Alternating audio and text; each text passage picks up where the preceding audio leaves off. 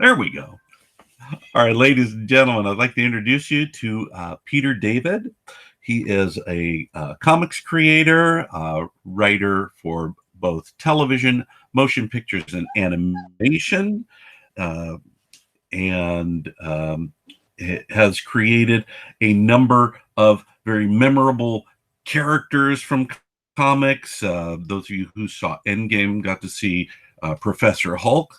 Peter was responsible for that iteration of the Hulk. Also, one of my favorite Hulk iterations is the Maestro, who was truly, when I look at this action figure here, I think how utterly demented that a plaything for a child is built on the hollowed out skeleton and various accoutrements of other superheroes. I loved True.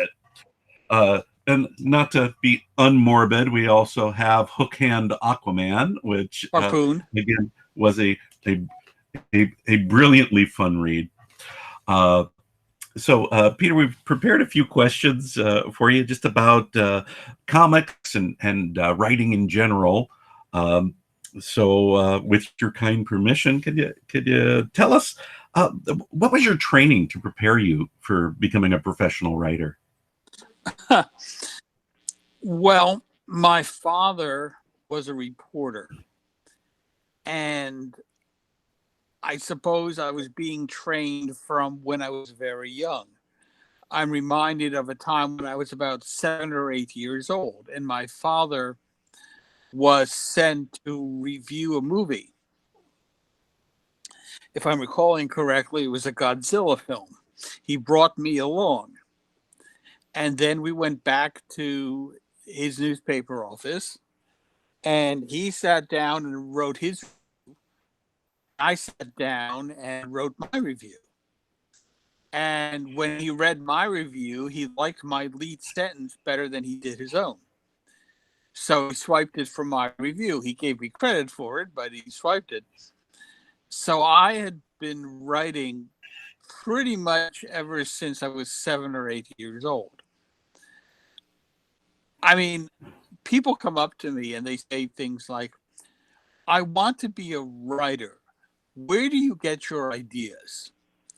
And they don't understand that someone becomes a writer because our brains are wired in such a fashion that the ideas come to us whether we want them to or not.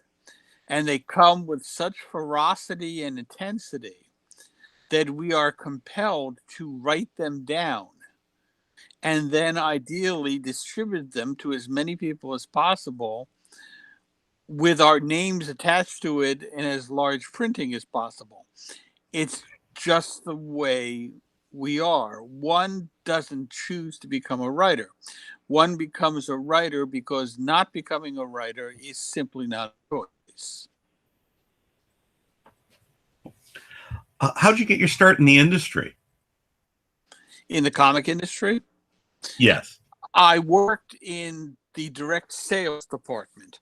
The direct sales department is the part of a company, in this case Marvel Comics, that gets the comic books to your local comic shops. Now, when I say comic shops, I mean stores that are comic stores, not 7-Elevens, not mom and pop grocery stores. Those are serviced by a different outlet called independent distributors. The direct sales department and the direct sales market is comic books sold on a non returnable basis. They buy it at a higher discount off of cover price, but the sales are one way. So we don't have to worry about getting returns 6 months to a year down the line. And I worked in the direct sales department because at the time, my career path was in sales. I didn't really anticipate becoming a full time writer. But long story short, my career evolved in that direction and I became a full time writer. Prior, well, uh, I guess prior to all that, were you a fan of comics? Oh, sure. I mean, I was a fan ever since I was a kid. My first exposure to comic books in general came at my local barber shop. My barber had Harvey comics, and I would read the Harvey comics, and I didn't always understand them. For instance, I'd read the Casper comics, and when he turned invisible, he would be demarcated by a group of lines. And I thought that was some sort of participation thing. So I would sit there with a pencil and join the lines, like it was a connect the dot. Um, when I was older, I started getting into superhero comics. That was because of the George Reeves Superman TV series. Because if you remember, I always watched it at 4:30 p.m. on Channel 11. And that always ended with the announcer saying, Superman is based on the character appearing in Superman magazine. As a kid, I said, there are magazines? I didn't know there were magazines. I mean, that's what they called them. They didn't call them comic books. They called them magazines, which sounded even more important. And my parents brought me to a local uh, mom and pop store, and they had a rack of comic books, and they had Superman and they had Batman. If they had Marvel comics, I didn't notice them. I was only interested at the time in Superman and Batman and DC comics. Back then, comic books were 12 cents, and sometimes they would come out with 80-page giants, which were a whole quarter. Um, yeah, that was the day when comic books were priced for kids. You could buy comic books with change that you had in your pocket. Um, when I got older, I started becoming attracted to Marvel comics. I remember the first Marvel comic that I ever read was Fantastic Four Annual #3, I believe it was. It was the issue where Reed and Sue got married. Mm-hmm. Now, keep in mind that I was completely unfamiliar with the Marvel Universe. I didn't know any of the heroes, I didn't know any of the villains. And if you remember that issue, every freaking Marvel hero and every major Marvel villain showed up. And I was basically thrown into the deep end of the pool. Yet, amazingly, I was able to understand everything that happened in that comic. The one part that I didn't get was the bit at the end where Stan Lee and Jack Kirby showed up at the wedding and were not allowed entry. And I thought, who are these two guys with the top hats? That part I didn't get. But otherwise, I totally understood it. So that's been kind of like my model. Since then, I'm always aware of the fact that every comic book is going to be somebody's first comic. And so you have to be sure to write it in such a way that they will be able to understand it, even if they don't know any of the characters involved. Um, we talked about inspiration already, but could you maybe give us a rundown at how the Maestro came about as far as being inspired to create? Sure. Bobby Chase, the editor at the time, was working with an Italian artist whose name I do not recall. And his specialty was post apocalyptic worlds. So Bobby asked me to come up with some sort of post apocalyptic Hulk story. And I decided to invert the Terminator. Instead of having somebody come back from the future to the past in order to deal with something now, I was going to have the Hulk be projected into the future to deal with some sort of catastrophic situation in the future. And I thought to myself, what could exist in the future that only the Hulk would be qualified to deal with? And I decided, well, wouldn't it be interesting if the menace that they said we need to bring the Hulk in to deal with this was a future version of the Hulk? And giving it some thought, I was considering the fact that at that point in time, I had merged all of Bruce's personalities to create the character that I called the Merged Hulk, later dubbed by Paul Jenkins the Professor Hulk, a title that I absolutely hate because it's not another personality, it's the Hulk, it's Bruce Banner. But never mind. At any rate, I had combined all of the characters into one Gestalt being. And I thought about it and I thought, we've never really seen a conjoined Bruce Banner in the history of his existence. Even when he was first introduced, he was still a shattered personality. For the first time, he is now one combined individual. And I thought about the old saying that the son eventually becomes the father. That however you are when you're younger, eventually you become like your dad. And I thought to myself, well, now that he's one combined personality, we're going to see how the unshattered psyche of Bruce Banner develops. And I thought, what if as he grew older, he slowly developed into Brian Banner? And Brian Banner was a real son of a bitch, even before I got my hands on him. And I thought, wouldn't it be interesting if essentially as he got older, the Hulk turned evil, that he turned into a recreation of his dad? And that's essentially where the Maestro came from. Oh, lovely. Thank you.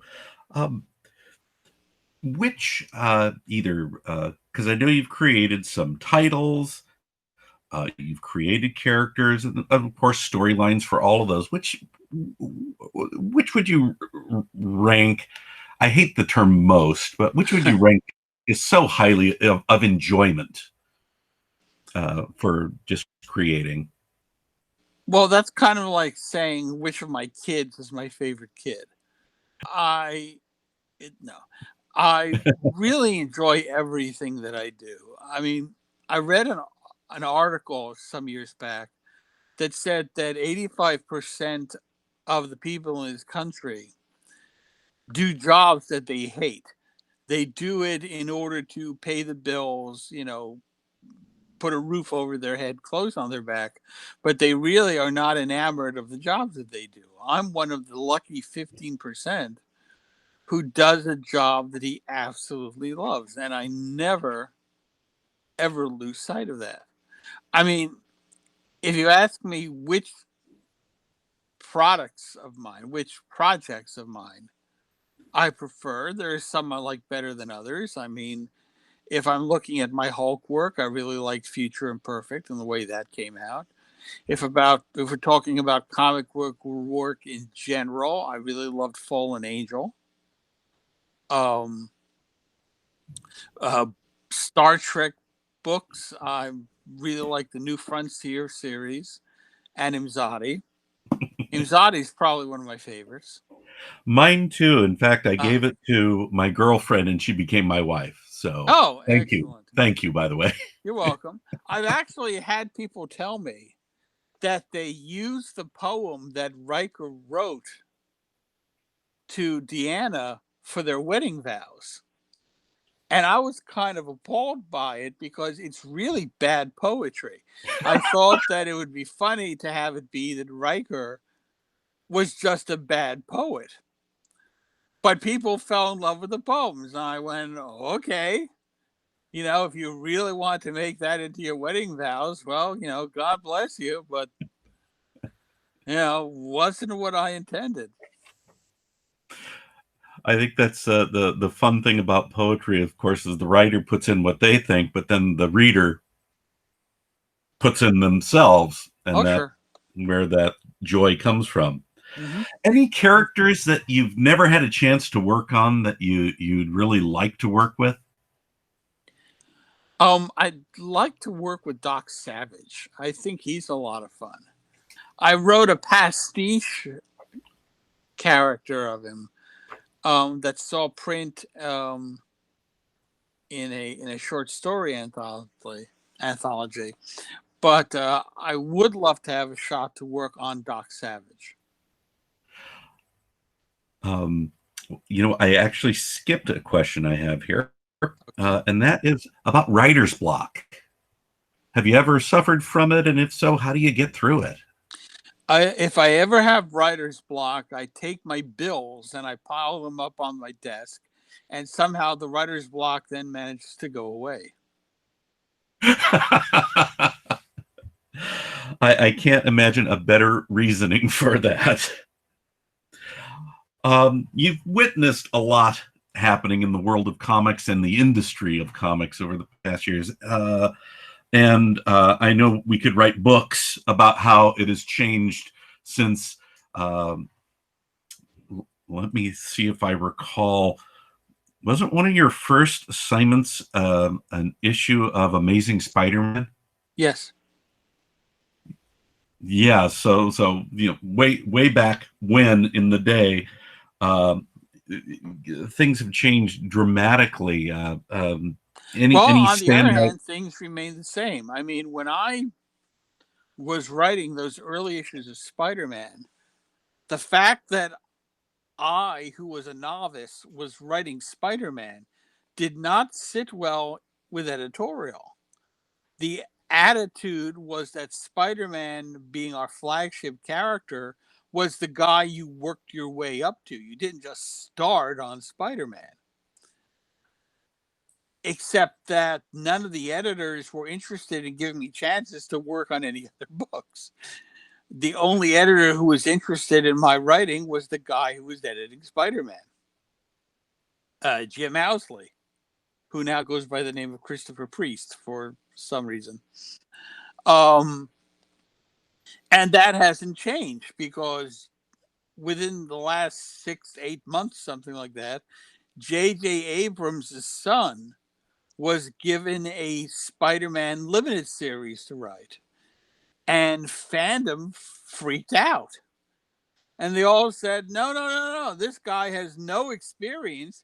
You don't give somebody with no experience Spider-Man to write, which is exactly what happened when I was writing Spider-Man 30 years ago, except it was editorial who was saying that. The fans were just buying the bucks and going, wow, I never heard of this Peter David guy, but I really like his comic books.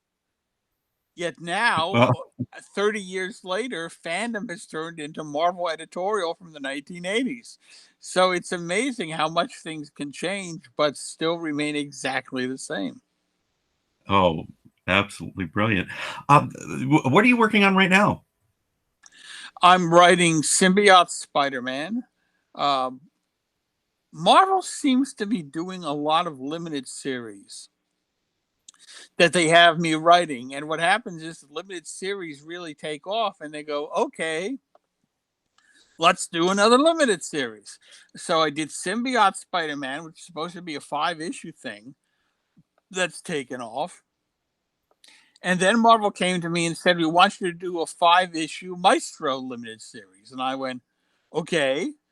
And I wrote that, and lo and behold, sales were through the roof. And they came to me and they said, okay, we want you to do a second Maestro limited series. And this time I wrote the outline for it, and I left, although it does conclude, I left the last issue on a cliffhanger, and sure enough, Marvel came to me and said, "Okay, we're going to want to do a third Maestro limited series," and I went, "Okay, sure," because I certainly laid the groundwork for it in the second one. So I seem to be doing lots of limited series. Okay, however I can serve. That's awesome. Um, we've actually done it all except for one question. Any advice for aspiring writers? Yes, read my book on writing for comic books. It's called Writing for Comic Books and Graphic Novels, because I would have so many people come up to me and ask me for advice. And I could talk for a couple of hours on the subject. And I thought, you know what? I'm just going to put everything I know into one book and say, okay, excellent. You want to know what I think on writing? Here's a book. You can read it. It's called Writing for Comics and Graphic Novels, and you can probably find used copies of it on eBay, on Amazon.com without any trouble. Well, I'll talk to our librarian and make sure we get one in our library. Okay. Great. Peter, thank you so much on behalf of myself, the teachers and students of Heritage High School. This Happy has to do it. been an utter pleasure. Thank you.